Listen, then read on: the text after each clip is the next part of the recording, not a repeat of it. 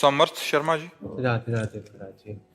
अमृत जी, कभी कभी श्री जी हमारी जिंदगी की दिशा भी बदल देती हैं। समय, परिस्थिति सब कुछ गलत लगने लगता है। उस समय मन में प्रश्न उठता है कि हमारे साथ ही ऐसा क्यों हुआ।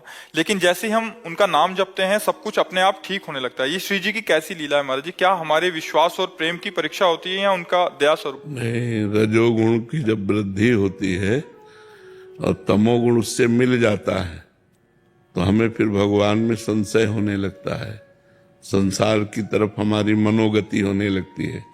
और जो सात्विक वृत्ति आती, जैसे नाम जप किया, सात्विक वृत्ति आई तो सब समाधान मिल जाएगा। रजोगुण तमोगुण में समाधान नहीं। इसीलिए हम कहते हैं हर समय नाम जप करो। नाम जप निरंतर अभ्यास किया जाए तो रजोगुण तमोगुण शांत हो जाएगा, हमारे अंदर गुणातीत एक आनंद आ जाएगा, एक आनंद की अनुभूति हो जाएगी। और दूसरी बात है कि सबके जीवन में दो पार्ट आते हैं, कभी सुख कभी दुख, कभी संपत्ति कभी विपत्ति। तो संघर्ष में जीवन पूरा जीवन रहेगा। जब तक मनुष्य जीवन रहता है तब तक संघर्ष रहता है, हमको लड़ना पड़ेगा। तो नाम बल से, अध्यात्म बल से ही हम जीत सकते हैं। अगर अध्यात्म बल नहीं तब तो संसार में फिर नष्ट ही हो जाता है प्राणी। इसलिए नाम जप करते रहिएगा। भगवान का अधिक से अधिक जो प्रिय नाम हो वो नाम जप करते रहिएगा। और भोजन सात्विक रखिएगा और रजोगुण तमोगुणी विषयों से बचिए और लोगों से बचिए। जिन लोगों के संग से कुमति उत्पन्न होती है, ऐसा कुसंग का त्याग कीजिए। यो संगास त्यजति यो महानुभाव सेवते यो ममतास त्यजति सतरति सतरति सतारयति। जो कुसंग का त्याग कर देता है, संत महापुरुषों का संग करता है और ममता रहित हो जाता है, वो भगवान के भजन के प्रभाव से वो सबको तारने की सामर्थ्य रख लेता है। स्वयं तर जाता है, दूसरों को भी तार देता है।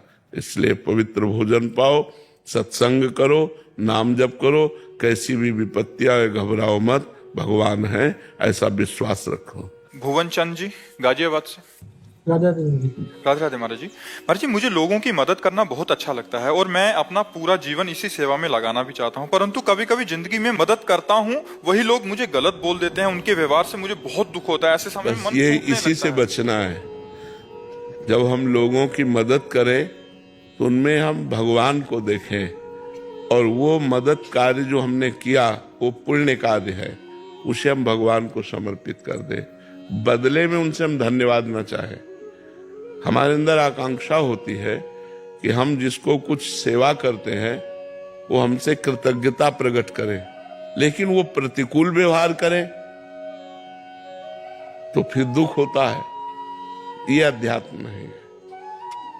अध्यात्म ये है तो दियम वस्तु गोविंदम तुभ्यमेव समर्पय। हे प्रभु, तन मन धन में जो भी आपकी सेवा हमसे बन रही है वो आपके द्वारा ही दिया हुआ शरीर है, आपके द्वारा दिया हुआ धन है, आपके द्वारा दी हुई बुद्धि है। तो हे प्रभु, वो आप स्वीकार करें।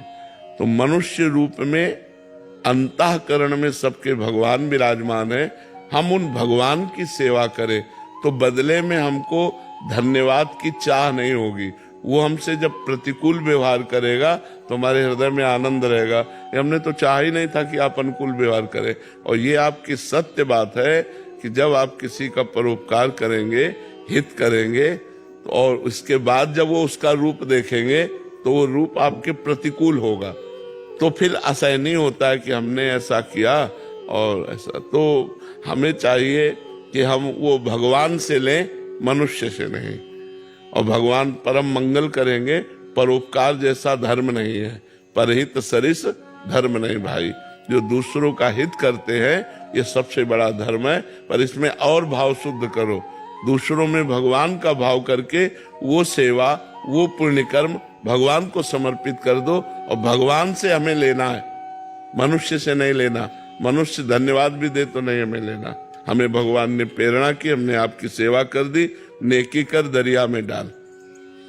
उसको ये न सोचो कि ये आदमी जिसके साथ हम हित कर रहे हैं, हमारी सोच बन जाती है, ये माया है, ऐसा भ्रम उत्पन्न कर देगी कि वो जो करेगा वो आपको दुखद लगेगा। फिर आपको लगेगा परोपकार करने का फल क्या है। ये नहीं है परोपकार का फल। परोपकार फल तो भगवान की प्रसन्नता है, ऐसा भाव रखना चाहिए। आंचल जी। राधे राधे महाराज जी। महाराज जी, जो लोग हमें गलत समझते हैं या हमें दुख पहुंचाते हैं, उनके प्रति हमारा व्यवहार कैसा होना? क्यों हम लोगों से परेशान? लोग हमें क्या समझते हैं, हमें क्या लेना देना है यार? हमें अपने कर्म से मतलब है, हमें अपने कर्तव्य से मतलब है। लोग हमें अच्छा कहें या बुरा कहें, लोगों की मति है, मुझे लोगों से क्या लेना देना है? सबसे ज्यादा परेशानी तो अपने लोगों को लोगों से है। ये नहीं होना चाहिए। हमें देखना है कि भगवान के विरुद्ध आचरण नहीं होना चाहिए, धर्म के विरुद्ध आचरण नहीं होना चाहिए। मैं धर्म से चलूंगा, सत्य से चलूंगा, भगवान के इशारे के अनुसार चलूंगा। और अधर्म से चले, लोग बहुत बड़ाई करें तो नरक जाओगे। लोगों की बड़ाई से क्या लेना देना है, या लोगों की बुराई से हमारी क्या हानि होनी है? हम लोगों के दिमाग में क्यों घुसेड़ते हैं अपनी बुद्धि? उसी में हम परेशान होते हैं। ये आदमी हमें कैसे देख रहा है, ये आदमी क्या हमें बोल रहा है, या क्या सोच रहा है, उसकी मति है। हमको अपने मार्ग में सीधे चलना है। हम धर्म से चले, गलत ना चले, अच्छे से चले। लोग हमें बुरा कहें तो करें। महाराज जी, मुश्किल होता है गृहस्थ जीवन में फिर ऐसा। हाँ, लेकिन अब मुश्किल होता है, लेकिन नामुमकिन तो नहीं। हम अगर अध्यात्मवान बने तो हम ऐसी क्षमता धारण कर सकते हैं। ये अध्यात्म हमारे लिए ही है। इसीलिए हम कहते हैं आधुनिक शिक्षा के साथ आध्यात्मिक शिक्षा भी होनी चाहिए। अगर आध्यात्मिक शिक्षा नहीं होगी तो आधुनिक शिक्षा पढ़ करके भी हम बहुत नादान रहेंगे, ज्ञानी नहीं कहलाएंगे, हम बुद्धिमान नहीं कहलाएंगे। तो इसलिए हमें चाहिए थोड़ी सहन शक्ति आनी चाहिए। तो अपराध बन गया तो हम अपनी बुद्धि को कंट्रोल कैसे करें, जो हमसे अपराध ना करवा दे, जो हमको गलत ना कर दे। हमको नाम जप करना चाहिए। इसीलिए कहते हैं अध्यात्म से जुड़ो, नाम जप करो, सत्संग सुनो, शास्त्र स्वाध्याय करो, परोपकार करो। इससे बुद्धि पवित्र हो जाएगी, विशाल हो जाएगी। स्वार्थ बुद्धि ही हमको सहनशीलता नहीं देती, परमार्थ बुद्धि सहनशीलता हमको देती है। और प्राय लोग स्वार्थ से युक्त रहते हैं, इसलिए बहुत कमजोर हृदय हो जाता है। थोड़ा सा कोई जरा सा दुखद वचन बोल दिए तो डिस्टर्ब हो गए, और कहो 10 दिन डिस्टर्ब रहे उसी बात से। अगर विवेक है तो 1 मिनट में उस बात को रद्दी कर दिया, हटा दिया, वर्तमान को संभाल लिया। वर्तमान में हम दुखी होते भूत भविष्य की बातों का चिंतन करके।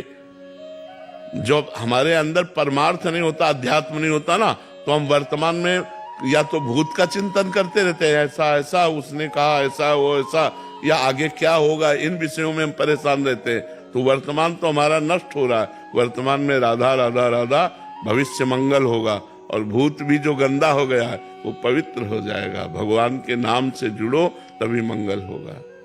विनोद कुमार जी। राधे राधे गुरु। गुरुदेव, मैं जीवन में एक ऐसे पड़ाव पर हूं जहां मुझे लगता है कि मुझे रुक जाना चाहिए और अपनी आंतरिक शांति को प्राथमिकता देनी चाहिए, लेकिन मेरे प्रियजन और परिवार के सदस्य चाहते हैं कि मैं जीवन में व्यस्त गति से जो चल रहा था वो जारी रखूं। हालांकि ये प्रश्न मेरे मन में बहुत परेशान कर रहा है महाराज जी, मैं कैसे संतुलन बनाऊं? नहीं, उसमें क्या देखना है कि आप जो कर्तव्य कर्म कर रहे हैं वो अधर्म युक्त तो नहीं है। नहीं, तो बस वो कर्तव्य कर्म कीजिए जिससे धन की प्राप्ति हो और परिवार का पोषण हो, और नाम जप कीजिए जिससे अध्यात्म पुष्ट हो और परम शांति मिले। दोनों काम हो जाएंगे। तो जो कर्तव्य कर्म पाप युक्त होता है उस पर विचार करने योग्य होता है, उसे त्याज्य होता है, उसे त्यागना चाहिए। लेकिन जो कर्म पाप युक्त नहीं है, धर्म युक्त है, उसे करना चाहिए, क्योंकि उससे हमारे भगवान की भी सेवा होगी, परिवार की सेवा होगी, समाज की सेवा होगी। धन नहीं होगा तो आप समाज की सेवा नहीं कर सकते, आप परिवार की सेवा नहीं कर सकते। इसलिए धन कमाना अनिवार्य है, पर वो पाप कर्म से नहीं, वो धर्म पूर्वक कमाना चाहिए। धर्म, अर्थ, काम, मोक्ष, ये 4 पुरुषार्थ हैं हमारे शास्त्रों में। तो धर्म पहले है, धर्म से युक्त होकर धन कमाना चाहिए, और धर्म युक्त धन से ही कामनाओं की पूर्ति करनी चाहिए। तो उससे मोक्ष की तरफ हम बढ़ सकते हैं। और अगर धर्म ही नहीं है तो पाप कर्म के कमाए हुए धन से पापमयी बुद्धि होती है, और बुद्धि फिर नष्ट कर देती है। तो इसलिए जो कार्य कर रहे हो करना चाहिए, और बढ़ो उस कार्य में, और उस कार्य के द्वारा कमाए हुए धन से परिवार की सेवा करो। और बन जाए तो कुछ रुपए निकाल कर पुण्य कार्य में दे दो, जैसे गौ सेवा में है, जहाँ बीमारों को औषधि दी जाती है, ऐसी जगह कहीं संत महात्मा जहाँ जैसा भाव बने कुछ वो धर्म कार्य में कर देना चाहिए और नाम जप करो। और जैसे गुरुजी कोई परिवार का सदस्य भी धन का लाभ लेना चाहे तो दे सकते हैं? हाँ बिल्कुल दे सकते हैं, बिल्कुल दे सकते हैं। और बार बार वो यही चीज अपनाए? बार बार धन तो मांगता है। अगर अपने पास है तो हम दे देते हैं, अपने पास है तो हम उनका पोषण कर, नहीं है तो फिर आदेश शाम है। अपनी सामर्थ्य देख करके ही परोपकार करना चाहिए। अगर हमारी सामर्थ्य है कि हमारी जेब में 90 रुपया बच रहे तो हम 10 रुपया दे देते हैं, क्योंकि हमें 90 की आवश्यकता है। हमको व्यापार में लगाना है, हमें अपने शरीर का पोषण करना है, अपने शरीर संबंधियों का पोषण करना है, तो हम 10 परोपकार में दे देते हैं। ऐसा अब बार बार कोई हमसे धन की याचना करे, हमारे पास है तो हम कर देते हैं, नहीं है तो हम मना कर देते हैं। वो दोनों बातें आपके ऊपर है। रितेश जी नेपाल से। राधे राधे महाराज जी। महाराज जी, जो लोग साधना मार्ग पर चलते हैं उन लोगों को ब्रह्म की अनुभूति होती है, और जो लोग भक्ति मार्ग पर चलते हैं उन लोगों को श्री कृष्ण जी की प्राप्ति होती है। तो क्या ब्रह्म और श्री कृष्ण एक ही बात है? भावना अलग है। एक निराकार भावना है और एक साकार भावना है। तो जाकी रही भावना जैसी, प्रभु मूरत देखी तिन तैसी। जिसकी जैसी भावना होती है वैसे ही भगवान अनुभव में आते हैं। भगवान कैसे? आपकी भावना जैसी वैसे। एक ही भगवान श्री कृष्ण जब कंस के रंगमंच पर पधारते हैं तो कंस को साक्षात काल, मानो मूर्तिमान काल चला आ रहा है। पहलवानों को वज्र के समान कठोर शरीर वाले पहलवान, जो मथुरावासी हैं उनको नौ किशोर, और जो वात्सल्य से प्यार करने वाले हैं उनको लाड़िले अत्यंत सुकुमार दुलारे प्रभु दिखाई दे रहे। इतना छोटा कृष्ण कैसे इन बलवानों से लड़ेगा, उनको ऐसा दिखाई दे रहा है। तो वहां जिसकी जैसी भावना थी वैसा वैसा देख रहे हैं। तो भगवान को जब हम ज्ञान मार्ग से सांख्य योग से भजते हैं तो भगवान निराकार रूप से अनुभव में आते हैं, और जब हम भक्ति मार्ग से भजते हैं तो साकार रूप से आते हैं। वही सगुण साकार है, वही निर्गुण निराकार है। तो जो जिस भावना से उपासना करता है वैसा ही भगवान अनुभव में आते हैं। जैसे आज भी सब कुछ भगवान ही बने हुए हैं, ऐसा वेद कहता है, ऐसा शास्त्र पुराण कहते हैं, लेकिन हम कहाँ अनुभव कर पा रहे हैं? हमारी मायामयी दृष्टि है, अनेक दृष्टि है, तो हमें स्त्री पुरुष जड़ चैतन्य दिखाई दे रहा है। गोस्वामी जी देख रहे हैं, सिय राम में सब जग जानी, करो प्रणाम जोर जुग पानी। सब सीताराम विराजमान है। जो कृष्ण को भजते हैं तो जित देखो तित श्याममयी है, जिधर देखो उस श्याम सुंदर ही दिखाई दे रहे हैं। ईशावास्यमिदं सर्वम यत् किंच जगत्याम जगत। उपनिषद कहता है कि कोई कण ऐसा नहीं जहाँ ईश्वर न विराजमान हो। वेदांत कहता है सर्वम खलविदम ब्रह्मणे नास्ति किंचन, सब जगह ब्रह्म विराजमान है, उसके सिवा कोई कुछ। नारद जी कहते हैं चिद चिद लक्षणम सर्वम राधा कृष्णमयम जगत। चेतन अचेतन जितना जगत है सब राधा कृष्णमय है। भगवान श्री कृष्ण कह रहे वासुदेवा सर्वमिति सा महात्मा सुदुर्लभा। जो सब जगह वासुदेव को देखता है ऐसा महात्मा दुर्लभ। तो भावना ही तो है ना, इतने भगवान थोड़ी है। भगवान तो एक है, ब्रह्म तो एक है, एको ब्रह्म द्वितीयो नास्ति। तो ये जो बहुत दर्शन होता है वो हम बहुतों की दृष्टि के कारण दर्शन होता है। वही भगवान भक्त के लिए नरसिंह रूप धारण कर लेते हैं, वही भगवान भक्तों के लिए वाराह रूप धारण कर लेते हैं, वही मत्स्य रूप धारण करते हैं, वही राम रूप, वही कृष्ण रूप, वही बुद्ध रूप। जहां जैसी आवश्यकता पड़ती है वही निराकार साकार बन जाता है, वही साकार निराकार है, कोई अंतर नहीं है, वही एक ब्रह्म है। किसका प्रश्न था जी, समझ में आया आपको? लीलाकरण जी, राजस्थान, जैसलमेर। राधा वल्लभ श्री हरिवास।